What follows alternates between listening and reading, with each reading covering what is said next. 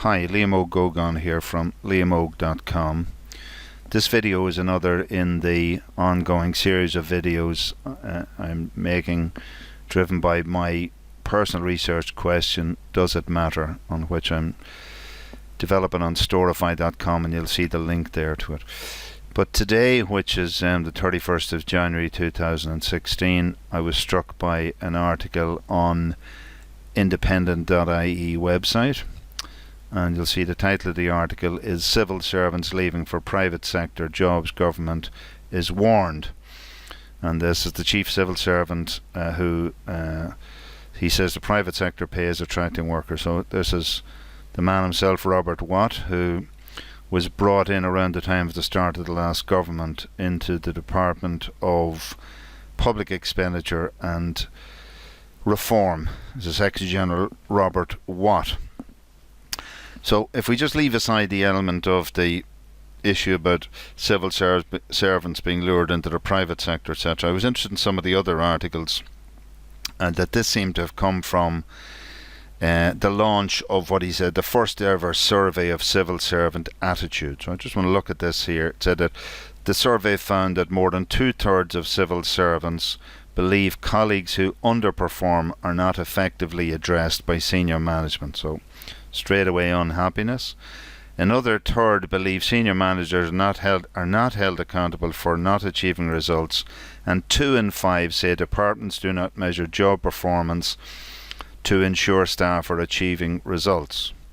However, 4 in 5 civil servants are confident in their ability and skills to carry out their jobs, and 70% of workers have a sense of energy, connection and fulfilment from their work. So there's a whole range of different perspectives there. Another one's 1 in 5, that's 20%, believe that their work is valued by the public. Only 1 in 5, 80% of the people, of the civil service workers, obviously, presumably, do not believe that their work is valued by the public. A mere 15% believe the public respects and appreciates that work. So if this is the up-to-date reflection, and I'd have to presume it's an authentic feedback from staff in the public service, I think we're not in a very happy camp. This is a bit like, I suppose, the present day Man United, let's say. Not a team pulling together, not in the zone, not working together, and I can't see them being very effective at what they're doing. Alright, so it says here the survey also found that almost half the workers do not believe their departments has a clear and fair promotions process, while 52% say they do not think they have opportunities for promotion. Now, as a retired public servant, I lectured in the Institute of Technology in Dundalk for 27 years. Was it? No, 25 years, something like that. That period, and retired early a couple of years ago.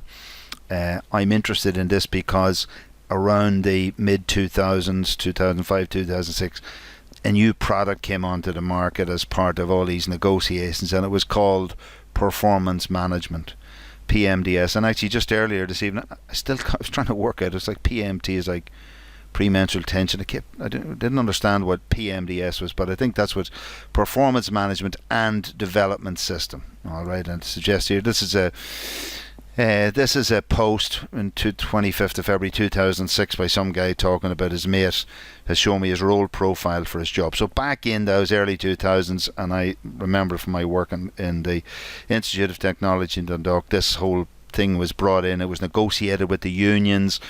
We had highly paid management consultants come in and give us all these talks about how it was going to radically change our performance, our effectiveness in society, etc.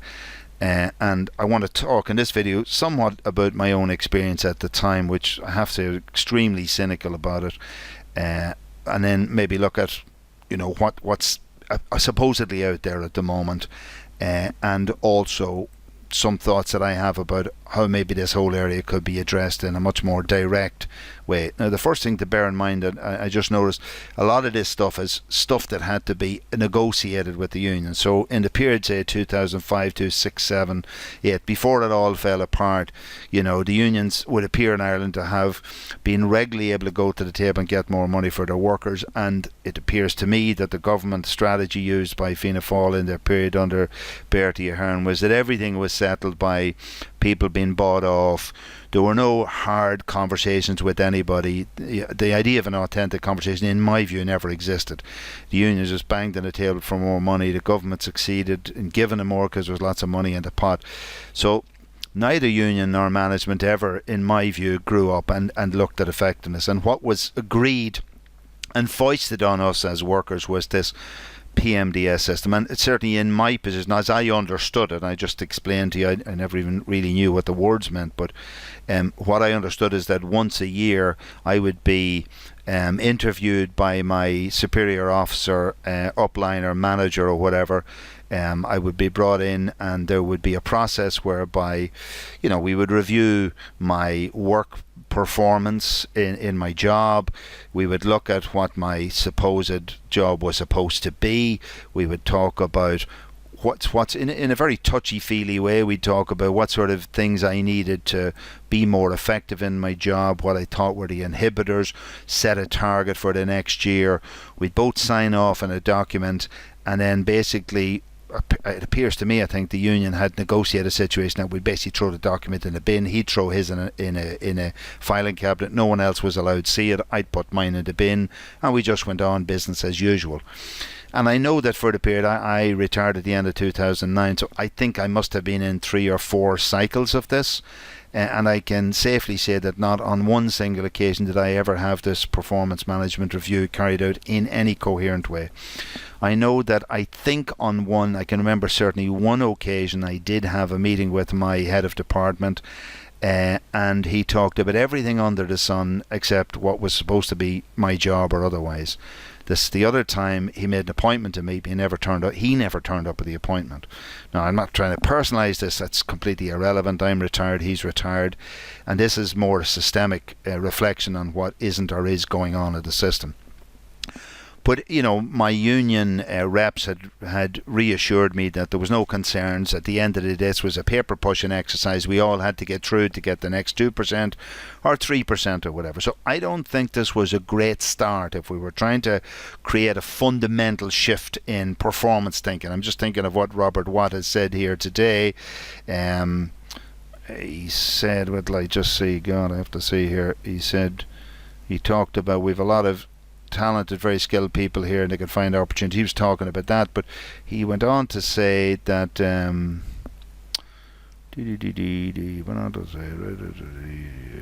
oh yeah, here we are. We know, just highlight this here. We know we have to do much better to generate a performance culture. So that's what we're saying in 2016.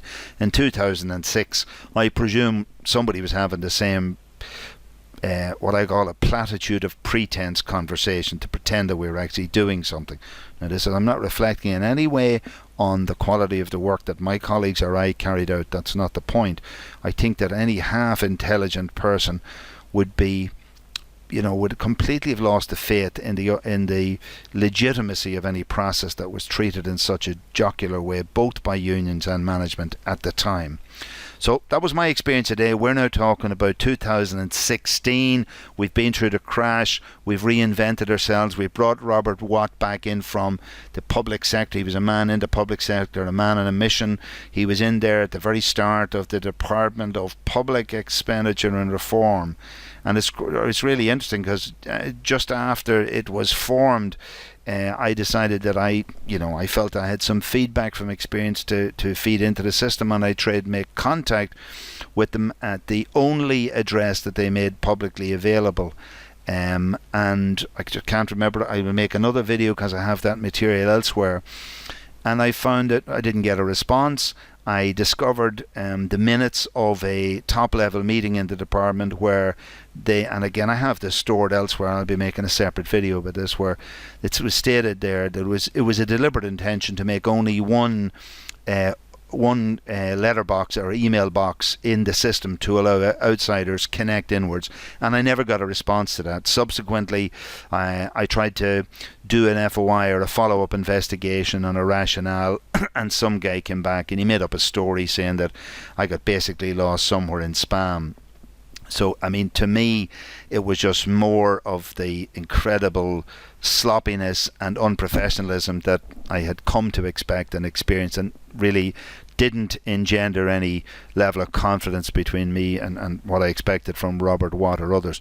Anyway, we're still looking at a situation that, according to their own his own survey, this is Mr. Watt is speaking following the launch of the first ever survey of civil servant attitudes. And a lot of unhappiness. You know, people are saying here, the survey found that 2/3 of civil servants believe colleagues who underperform are not being effectively addressed by senior management. So, to me, this is, it's very tied up with this project I'm involved in at the moment, is support what I call this ISO Halo 2016 citizen-led campaign to try to rebuild public trust in politics and public service. So the ISO Halo principles are 7 principles. ISO brings to mind the concept of International Standards Organization. So, and the halo is, for any of us who can remember our sort of religious backgrounds, is someone with a halo would be sort of a saintly person, a good person. So it was to give the idea these 7 principles, are about good behavior and quality performance. So the ISO stands for I for integrity, S for selflessness, O for openness, H for honesty, A for accountability, L for leadership, and O again for objectivity. So the idea is, if you applied all of those standards, and they were originally coined by a judge called Nolan. He was asked to do this work in the UK by the British government, I think in the late 90s, and they're called the Nolan Principles. And they equally apply, it appears to me, to anybody working in a public service capacity, and all of those principles, I think, should be primarily expected of any public servant. The word public servant is someone who serves the public. And I think that's something, and we need to both support and challenge people in that space to act as effectively as they can. So just earlier on there, I did some search, and I just put in a search here, PM Desk in a public service, and I found, oh wow, there's a lot of material in there, and I just wanted to briefly look at a few of them. There was one, and I'll go back to this one. This is one relating to how it operates in Trinity University, but let me go over here. I pull over here a Word document here, and this stuff is really powerful. If I just look at it, maybe get a larger view of this, or maybe a one-page view of it. Sorry, just page width, right? You can see this stuff. There's a huge, this was in 2012. I'm just going to zoom through this. Look, there's 43 pages of this. There's a lot of stuff written here. A lot of words, a lot of real, look at the Venn diagrams and pictures, infographics, you name it. Like, it's gone down to an extreme detail. This document this is just the overview document. 43 pages of overview. Calibration, like big words, review process. This looks like something that has been designed almost like a spaceship. I mean, even the body of work here would make you believe there's real serious stuff going on here. Look at tick boxes and everything. Now, I want to say, I was involved in maybe first phase stuff. See all these boxes? I never saw any of these boxes. Maybe somebody ticked them, maybe somebody not, but they never had anything to do with any reality. They certainly didn't impact on the ground in any way, on any level of effectiveness, feedback, analysis, performance, goal setting, resource. Imagine, for example, going in a job and somebody saying you got to do your job better, and you would say, well, if I'm going to do my job better, I need this resource, that resource. Like, I need to be able to, for example, have equipment for my students. Then tell, well, there's no money, so you can't do anything. Or, for example, someone is asked to deal with a new process, but there's no training for them in it. So the whole thing just becomes an incredible joke, but it's backed up by this huge level, fabulously laid out data, and I just hope that whoever the consultants who did this were paid loads of money. So that's one document. Just pull over another one here into this space, and I got all these in this during this search, by the way, in this area here. So just looking at some of these here again, this is a calibration meeting. I think I was caught by one of the words, manager guide to calibration. So this is the idea of calibrating somebody's work. And again, look at exceptional performance, unsatisfactory, high standard, needs to improve, fully achieved expectations. A lot of stuff here, and a lot of graphs, all that sort of stuff. And, so it seems to me, when I just again close this down, when I walked along here and I looked at things, these are all from the PER. This is the, God, I have to remember the name of these people. The Department of Public, God, what do they call themselves again? Public Expenditure and Reform, PER, public, and these are people who control all the monies, and everything is going to happen in every department come under this. And this was run by Brendan Howland, is the minister in this arena up to just now, and the government is coming to an end. And Robert Watt was the top man in the place, so he's the Secretary General, right? Again, this man was recruited. If he was in the public service at one stage, then he was in the private service, in the private sector. So presumably he was very successful in the private sector. Why he would go into public service and cut down on money, I have no idea. But anyway, somebody's been paid a lot of money to produce this stuff. So these are the sort of pages. Just look at down these things: staff mobility, probation, induction guidelines, probation guidelines, every sort of detail, performance management. Look at this: learning and development, right? Discipline, grievance, mediation, diversity and quality, dignity at work, ethics. Imagine ethics and standards. Overview of the Ethics Act, disclosure requirements forms. Now, just remember, this is Ireland 2016. For the last 3 or 4 years, we've had enormous problems in the state with the idea of whistleblowing, and we know we've lots of difficulties in the health services, in the Gardaí, in various places.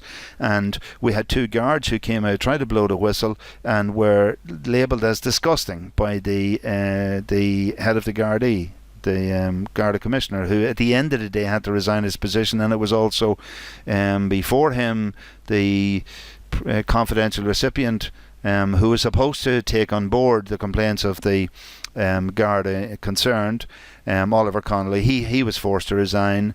The Garda Commissioner, there's duplicity in terms of the understanding whether was he pushed or did he go himself. And he was followed not too long after that by the then Minister for Justice, Alan Shatter. And against this backdrop, I have all of these documents which appear to look as if there's a complete framework here of things like, so that's where I got that manager guide to calibration, protocol and calibration. Idea of somebody who's actually setting up standards and measuring people against standards, etc. Fabulous. Then I go into this one here on, I realised that it was all going to be under HR management in the civil service. So you can see even again here lots and lots and lots of detailed stuff on websites worked out, etc. And I want to go back to the article in the paper. I want to see what these guys are saying. The survey found that more than 2/3 of civil servants believe colleagues are underperform or not effectively addressed by senior management. Another third believe senior managers are not held accountable for not achieving results, and 2 in 5 said departments do not measure job performance to ensure staff are achieving results. So I'm saying to myself, whatever system is in there and all the paperwork, this is what they're telling us the civil servants are saying right now, that even inside themselves, look at the level of internal confidence that exists. I'll just go back down to this here. It was something that I found quite shocking. Yeah, just 1 in 5 believes their work is valued by the public. 20% of civil servants believe their work is valued by the public. A mere 15% believe the public respects and appreciates their work. I think, for example, if we were talking about a group of young kids or people like that, and we talked about levels of self-esteem of 20% and 15%, etc., I think we would be saying, look, we got serious problems here. We have real serious problems, and whatever we're doing is not working. So I just want to look at my senses in terms, I see the civil service working a completely open loop. I think that the people in the lower end element system probably get kicked around the place in some way, and they feel powerless, and they're probably talked down to a lot by senior management. I see people in positions of leadership as completely being unaccountable. I mean, I don't know. I don't even know if you can sack a public servant at any level whatsoever, no matter what they do. I mean, at least the politicians once every 5 years have to face the people, and they just move the chairs around, the deck chairs around the Titanic, and shift from one crowd of hooky people to another crowd of hooky people. And is that me being cynical? But I'm looking at these. This is material that's out there. It came out today, 31st of January 2016. It's the 100th anniversary of the Easter Rising in 1916.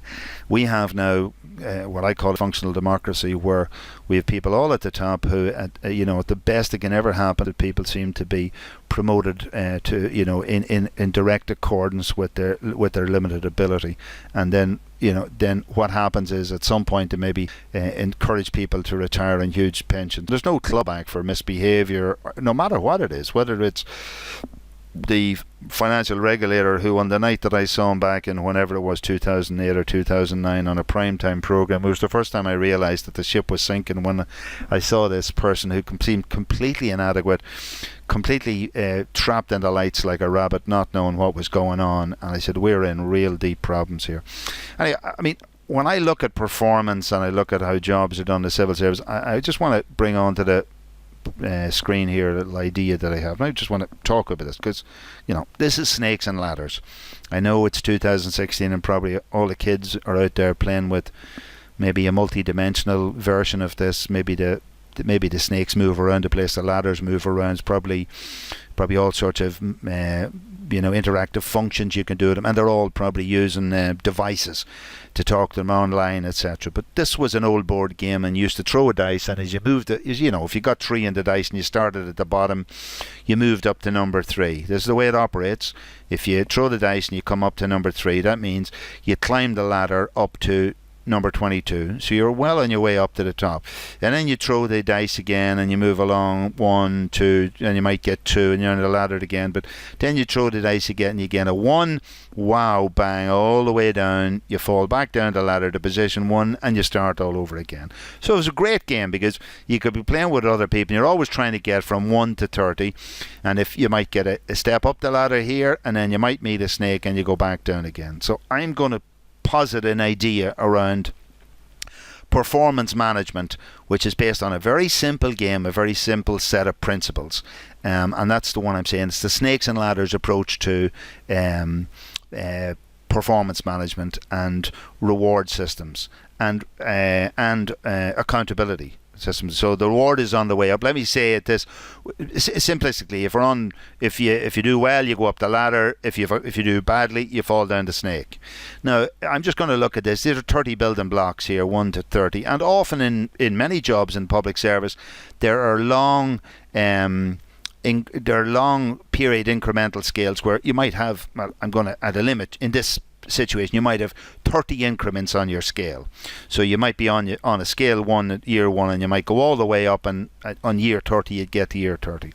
Now, they're not all that long or anything like that, but in any grade you would have an incremental scale which takes a period of time to get up the ladder. And in the typical way of my work experience through my life, essentially you got increments on an annualized basis, and you basically got, if you stayed in the job for a year, you got an increase. So you started on a certain level in year 1, and year 2 you got an increase in your salary, 3, 4, 5, 6, 7, 8. So in a system like this, now I certainly know, I think maybe it was in primary school teaching in the past, I can't speak for what it is now, I think they may have had something like a 25-year scale. So it was almost you were in the, you were well past the let's say you talked about a 40-year career, and I know the world has changed radically, but in terms of a career job, you were well past your half of your career. You're in the latter part of your career before you got to the top of your scale. And then you just worked at that until you were 60 or 65 years of age and went off in your pension at half of the final salary.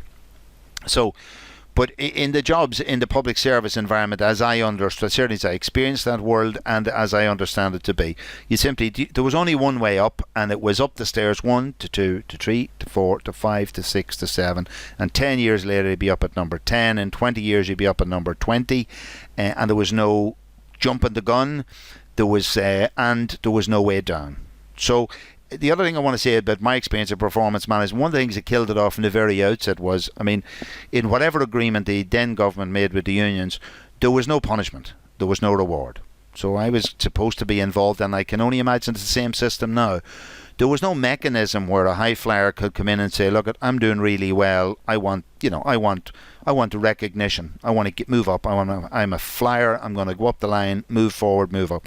And there was no mechanism where someone who kept, making mistakes or made big mistakes and it cost the country a lot of money, etc. There was no way of what we call punishment or holding people to account. And let's move on beyond this conversation of desire here to hurt somebody by causing punishment. This is about taking responsibility for the outcome of your work and being rewarded if you're successful.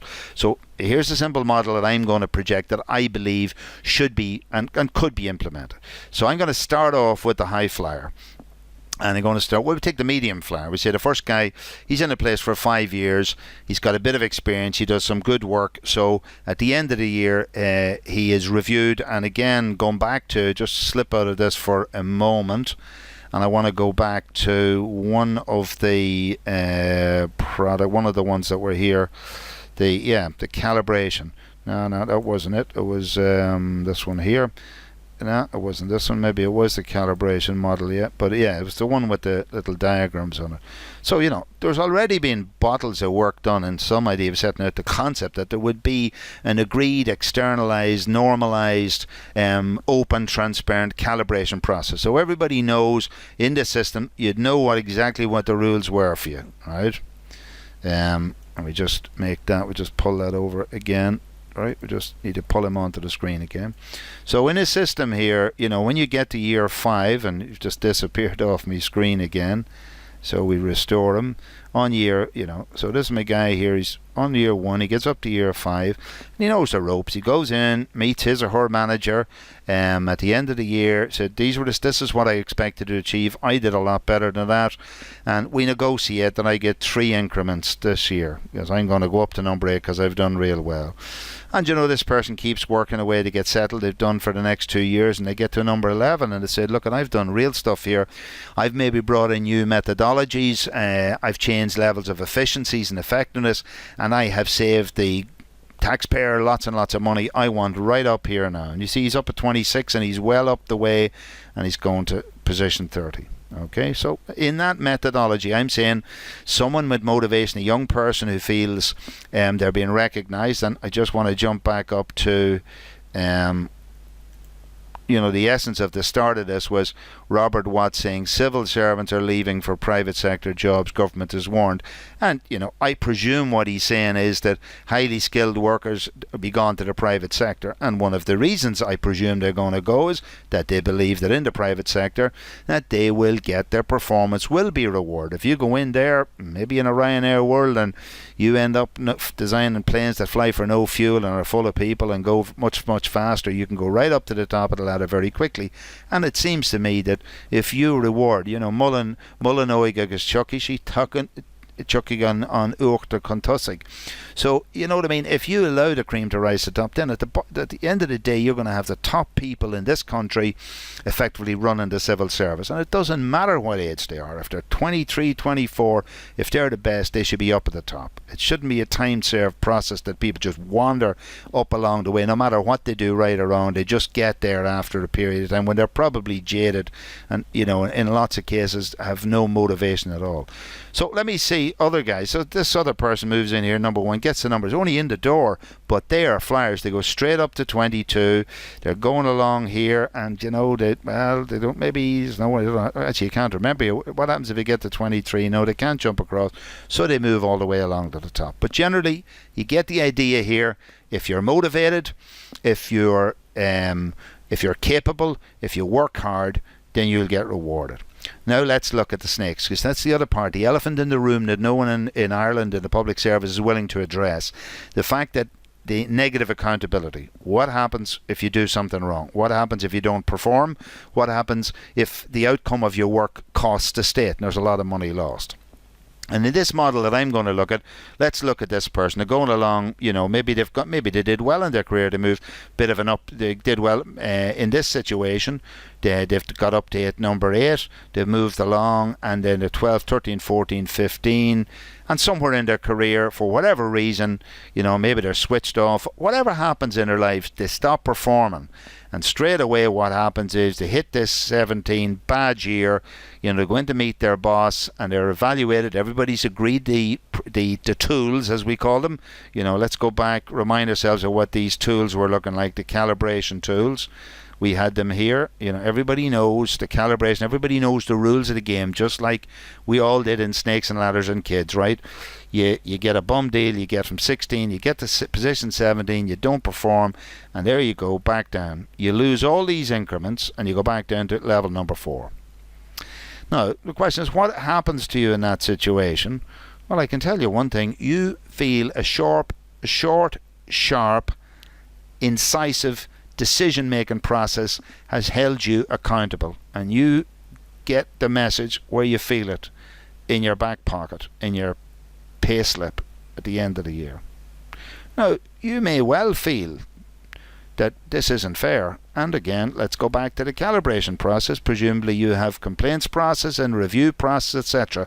I'm not talking about anybody fiddling here. I'm talking about a straightforward evaluation. Everybody says the facts are friendly, let's establish what's right, let's establish what's wrong, we're all agreed you didn't perform, back down to food chain. Now, what I tell you, a person who's moved down to number 4 has choices. They can say, I'm not staying here, I'm leaving. But they're not going to be like Robert Watt's people. I mean, remember, Robert Watt's people are the guy... let's go back to Robert. Let me go back to where Robert was. Robert's people are the ones that are... These are the ones that are the highly skilled workers going to the... Like, where are they going? They're going because they're success stories. They're not leaving because they're doing poor. What's this? If this person leaves this job in number 4, who are they going to go out into the private enterprise and say, look, I caused the disaster in the last company I was with, and I was downgraded all these positions. Do you want to employ me? I don't think so. So it seems I would be hopeful that part of this also, part of the learning curve here, is that, when they get shown where their weakness or underperformance was, they're also given an opportunity to say, look, get back on the horse again and start moving along. Maybe next year you'll show a quick recovery and you'll jump up to number 8. Then a couple of years later, because you've got with the program, you'll be on number 11, you'll be up to 26. God, you might be even up at the top.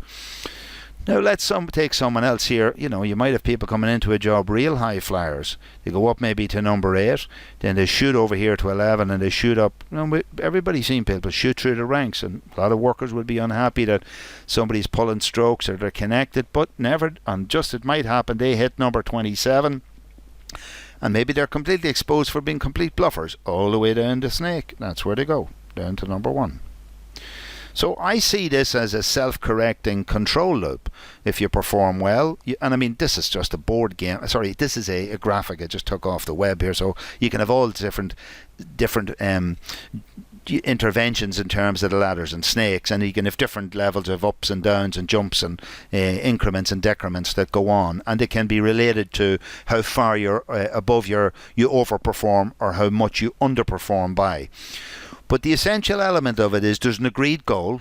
Everybody's agreed what the deadline is. There's an agreed evaluation process. There's a meeting where you have an authentic conversation. The facts are established. You can determine whether you've met your targets or not. If you don't, you know what the costs of it are. So in terms of during the year, you say, well, I know if I don't deliver, I'm actually going to go, if I'm at 16, I don't deliver for 17, I'm going to be back down the ladder again. Or, for example, there could be pauses. I might be held on a position for a period of years. That's another way of creating these motivations. The other thing is, this is not, in my view, in any way intended to be punitive. This is goal-centered. It's effectiveness directed. All of the challenges that are set for people to move from, for example, for every year, for a person to move from one increment to another, there should be a perfectly achievable set of goals. I mean, if these goals are unreasonable or unfair, this is breaking the rules of the game. On the other hand, if people are not held accountable for crossing the barriers, then this is management not doing its job. And again, if I just go back to what people in the civil service talked about in terms of, what I'd say, another third of workers in the civil service believe senior manager not held accountable for not achieving results. And one of the results senior managers must be held accountable for is managing the people underneath them. So if you're a senior management and you have a number of people who are underperforming who work for you, you should get the snake and go down the ladder. Maybe join some of these people. Maybe you might learn how to perform at a better level. Now, the other thing is, you can say, well, are we going to starve people? Well, hold on a minute here. If level 1 is starvation, then, we shouldn't be paying people starvation rates. I mean, there should be a level here that it's at very basic, at least at subsistence level. But it should also be such that there should be, if you want a better quality of life and you want to improve your position, there should be an incentive for moving upwards. And in the same way, if you're, at up 21 and you're on a decent salary, etc., you hit 21 and you're pushed back down here to number 9, well, you've lost. And I say these could all be variables. But the impact on your negative performance should be commensurate with the size of your underperformance. And everybody around you, the other thing is a whole lot of things. There's financial pressure, because you realise, it affects your take-home pay. If you have dependents, it affects how they perceive you. The other thing is, you'll be seen by your peers. I mean, bluffers who are not doing their business, people are not coming to work, etc. There's an accountability. So other people who are doing your job, firstly, they're not overladen carrying dead weight. That's the first thing, which is a completely unfair process.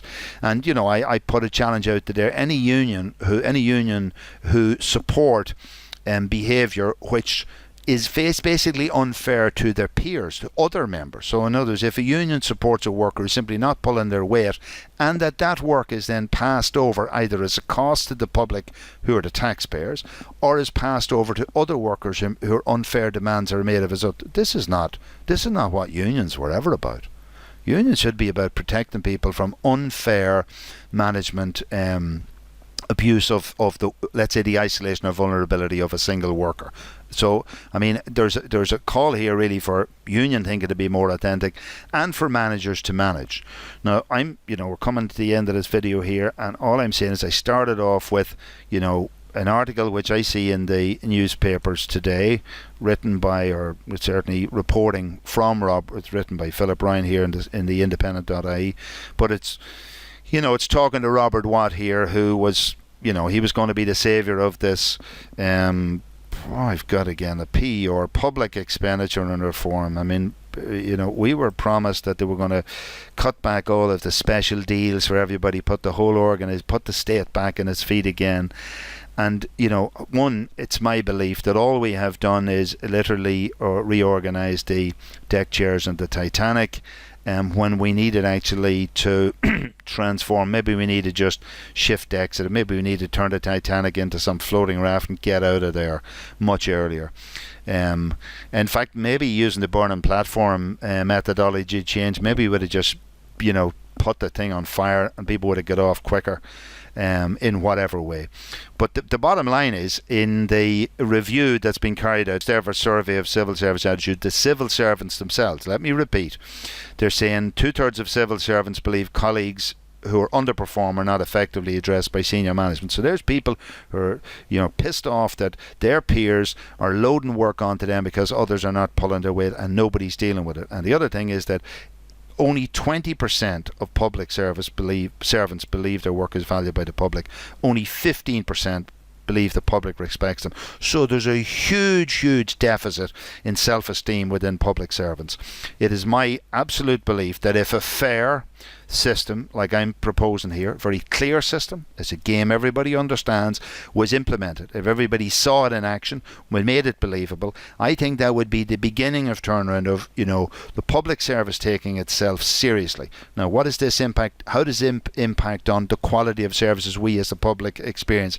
I think it'd have such a transformational effect on it that it would also kick into higher effectiveness in tax policies, less public waste, the opportunity for cronyism, which is, it permeates our whole political thinking, would simply be cut down. Because firstly, I think civil servants who are capable would feel growing self-confidence because the level of their work would be acknowledged. You would get the cream actually rising to the top.